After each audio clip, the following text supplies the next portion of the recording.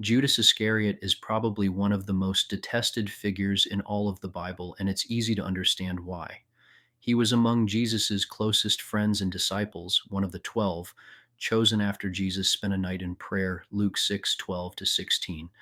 Yet, despite this privileged position, he's remembered for his ultimate act of betrayal.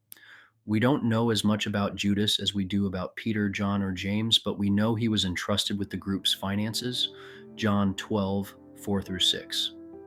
This implies a level of trust and responsibility, even though he sometimes helped himself to the money. When Jesus revealed at the Last Supper that one of them would betray him, the disciples were shocked and unsure who it could be. Matthew 26:20 to 25. This indicates that Judas wasn't an obvious outcast or a suspicious figure among them.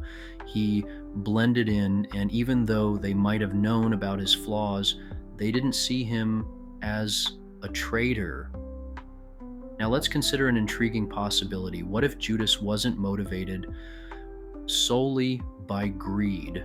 What if he believed Jesus was the Messiah in a political sense, a commander who would overthrow Roman rule and restore Israel's glory?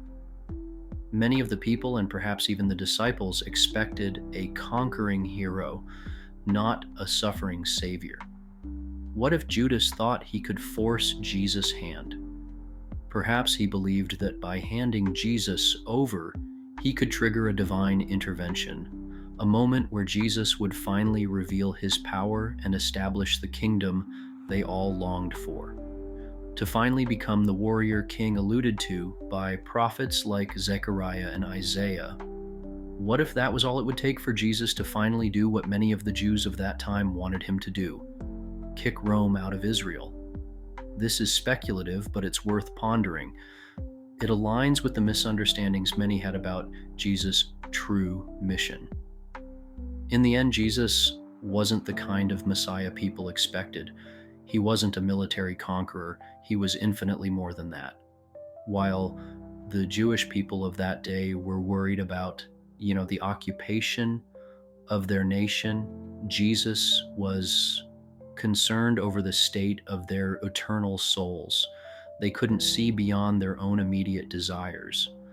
That sort of misconception is still happening today.